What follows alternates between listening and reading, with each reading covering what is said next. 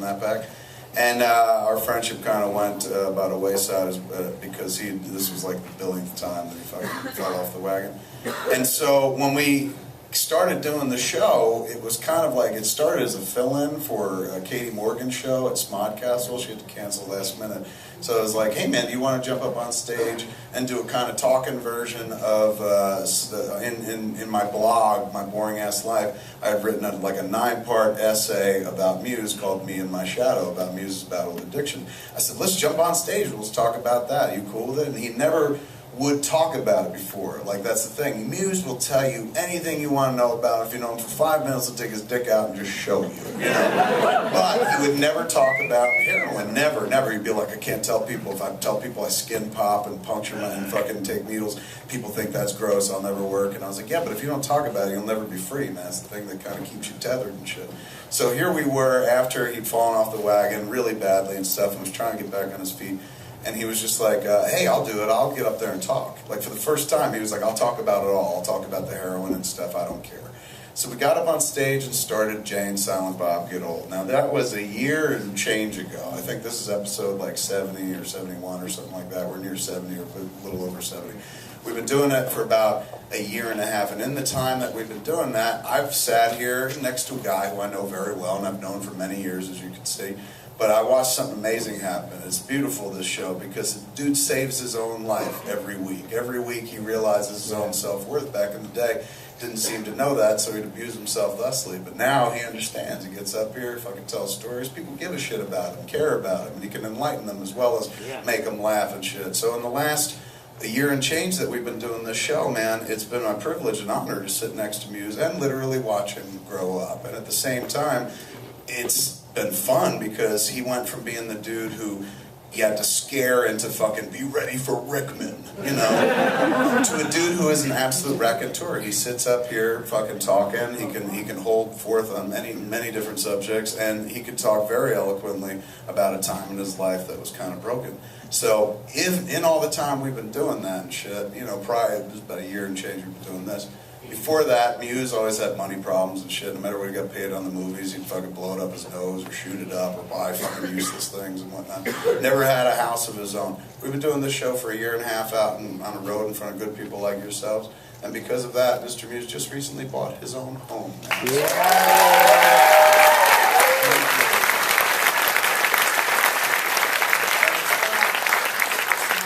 Celebrate ownership, although ownership is nice. Let's celebrate the fact that he can put his shit together finally in such a way that he's just like, okay, man, I can still be funny, I can still fucking be that guy that people like, but I can fucking be responsible enough to build my life and not just be like, oh, fucking, where am I going to get the next fix?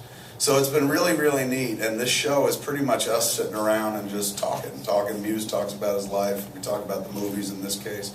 But then eventually we kind of turn it around on the audience, and sometimes we play games and stuff. But tonight what we're going to do is, since we just watched the movie, we figured we'd do it Q&A style, kind of turn the mics over to you guys and find out what you want to hear about specifically. So enough of us rambling about Dogma. There's a microphone somewhere, I believe, or a room small enough you could literally probably yell out and shit. Is there a mic up there? Is the handheld? Oh, we got the handheld, right on. We have a handheld. There's a guy putting his hand up here. There's a guy, or a chick, I can't see. Chick putting her hand up there. Sorry. Whoa! It's just fucking shadows. I'm sorry. Yeah, there they are. Look at them. What a ride. To be fair, I have those too, so whatever. That's true. No, yours are way cooler. Let's see the profile. I don't know. Holy shit! They're wearing you, madam. What's on your mind? My main question was, I met you last year.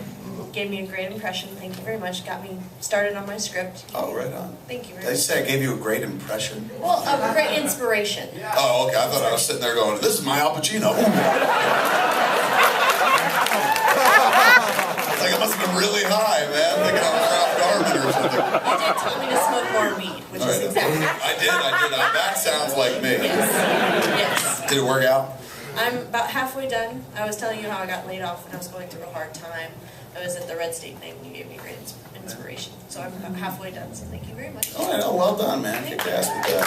Well, the main thing was, after reviewing Dogma, which I've seen 1,020,000 times, I thought to myself, I was like, I've seen Green Lantern last year, and now I think to myself, do you think the Green Lantern could have killed that big shit cloud with the get strong odors out, as Silent Bob did? With the whiffy spray? Yeah. I don't think the movie Green Lantern could do anything. I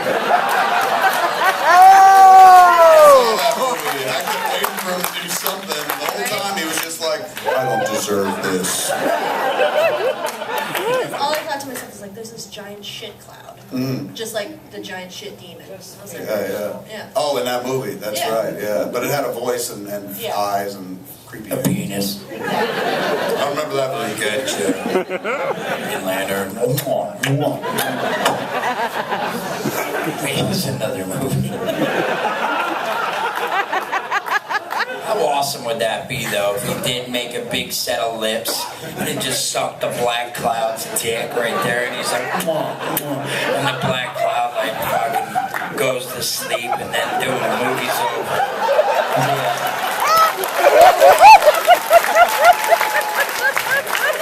I think we've all gotten some insight into Jason Mewes' sex life. Apparently, the moment he comes, he falls asleep.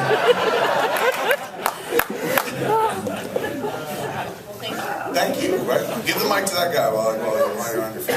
Thanks a lot. Hi, how's it going? Good, man. How are you? I'm good. Man, I'm a big fan. Read your book. Thank you. Watched your movies. Thank you. Jason, you're awesome too. Thank you. You got a PS. I don't really want to. I don't really Hear hear this shit, these but Jason, I feel like you get kind of neglected sometimes. This guy? Yeah. Anyway, so my question is that you talked about how you had the brick thrown through your window. What kind of repercussions have you had in filming your movies? Because some of them are kind of like offensive. Red State, I mean, while I thought it was a great flick, I could see, with like the Phelps, Westboro. Of course, I watch like, your stand-ups and stuff going on Netflix. I was kind of curious if, even through your podcast, you never really talked about any like repercussions you might have had from the actions, especially with like Malcolm's sign, and I mean, you talked about it, but you didn't really go into like if you had any real serious outcomes because of the things that have happened through making your movies. And I also have like a part B to that question too. Okay. Part one is no. I wish I could be like in that. Fucking the PS to this story is fucking Ben Affleck showed up, butt fucked me, and said, "Never again." There's nothing. I've gotten lucky. There have been some people who've been like, he's an asshole, but generally speaking, no. I mean, even like with Tough Shit, the book I got out right now, people were going like, "Hey man, if Bruce Willis come after you?" I was like, "No," because I think Bruce Willis